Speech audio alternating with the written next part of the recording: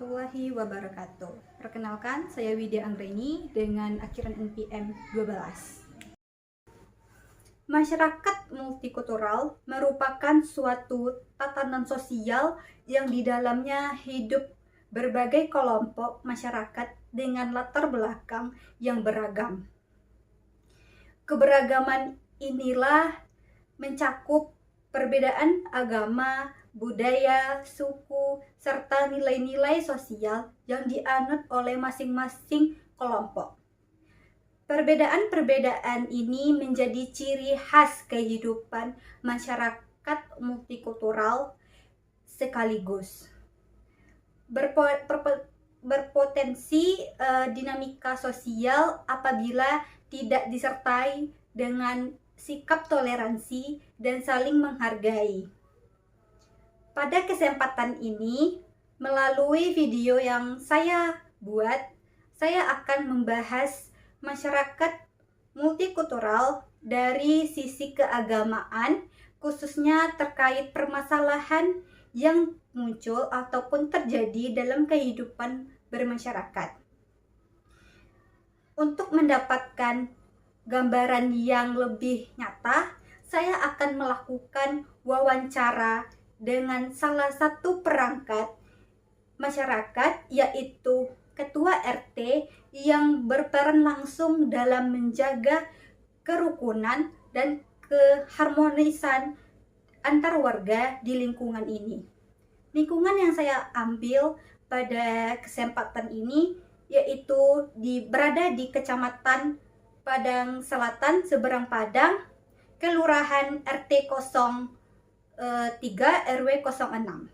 Widya Anggreni, saya berasal dari Universitas PGRI Sumatera Barat.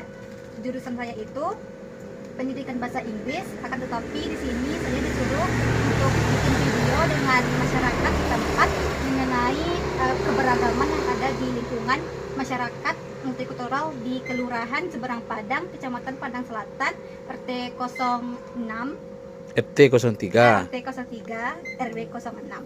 Baik, dengan Ibu siapa? Ibu Lina, selaku RT di sini, Bu. Oke. Baik, saya akan langsung menanyakan apa saja yang terjadi di lingkungan sekitar.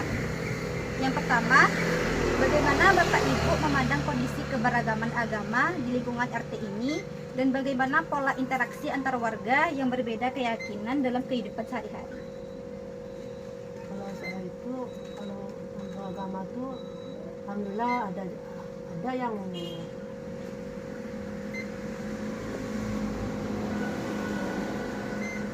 sesuai dengan kita, dan kita bisa memasakkan watak seseorang. Ini lebih banyak orang.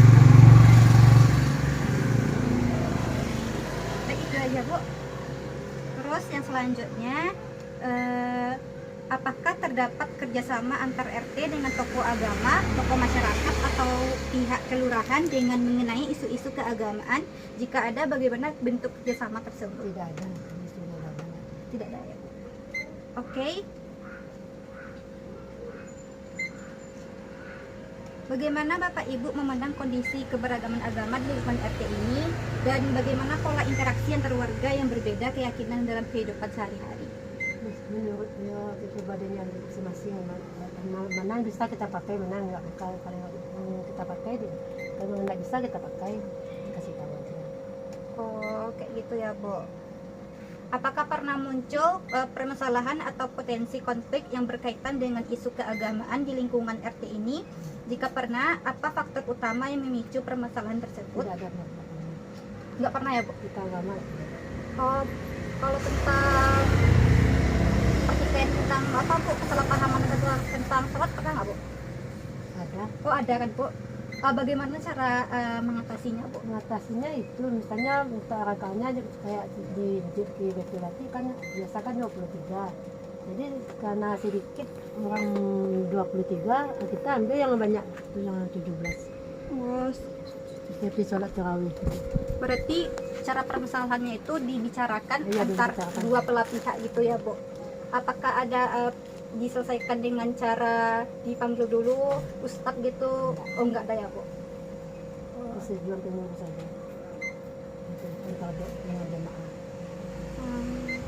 Upaya apa yang saja telah dilakukan oleh pihak RT untuk menjaga terjadinya konflik keagamaan dan menumbuhkan sikap toleransi antar warga? Upaya apa saja yang telah dilakukan oleh pihak RT untuk mencegah terjadinya konflik keagamaan dan menumbuhkan sikap toleransi antar warga? Kita bagaimana supaya baik dari warga ini semuanya, karena caranya itu komunikasinya kita benar satu dengan kebaikan ada ini coba ada ini banyak. Oh, berarti kayak cepat di gitu ya Bu, dibicara baik-baik gitu kalau ada permasalahan. Oke Bu, yang terakhir ya Bu, bagaimana sikap generasi muda di lingkungan RT terhadap perbedaan agama? Apakah mereka cenderung toleran atau justru masih memerlukan pembinaan lebih lanjut? Kalau ada pembinaan agama ada, cuma pembinaan lebih lanjut ada. Oh, berarti di anak mudanya baik-baik aja kan? Oke, terima kasih ya Ibu. Atas nama siapa tadi Ibu? Ibu Lina. Si Bu. Sama. Oke, atas nama Bapak siapa? Bapak Arman. Baiklah, apakah Bapak menjadi ketua masjid di Masjid Baitul Atiq? Ya, untuk sekarang saya menyambat sebagai ketua Masjid Baitul Atiq. Baiklah, saya perkenalkan nama saya dulu Widya Anggraini. Saya mahasiswa Universitas PGRI Sumatera Barat. Di sini saya akan mewawancara Bapak Arman selaku ketua Masjid Baitul Atiq.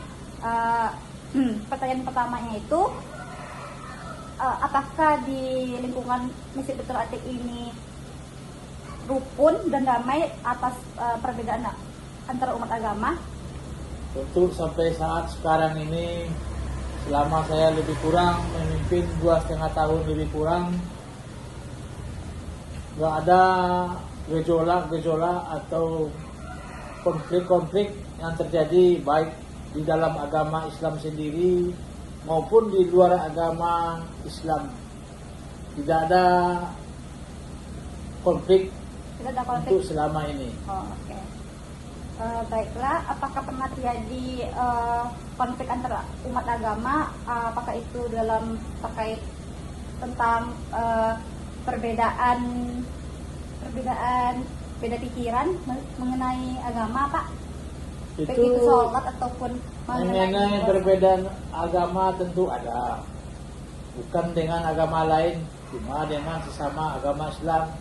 Contohnya perbedaan ada, jamaah ini sebagian meminta menjadi sholat tarawihnya menjadi 23 rakaat, ada yang meminta jamaahnya yang 11 rakaat.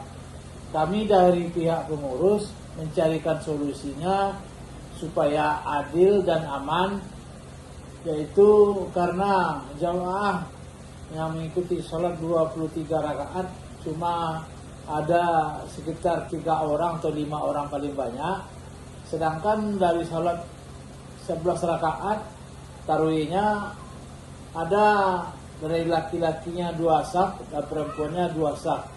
Jadi kalau saya sebagai ketua masjid atau pimpinan di dalam masjid tersebut mengarahkan untuk memilih atau mempertegakkan sesuai dengan asari agama Islam, yaitu setiap bulan puasa atau sholat tarawih kita bukan menyepikan masjid tapi meramaikan, dalam arti kata sesuai dengan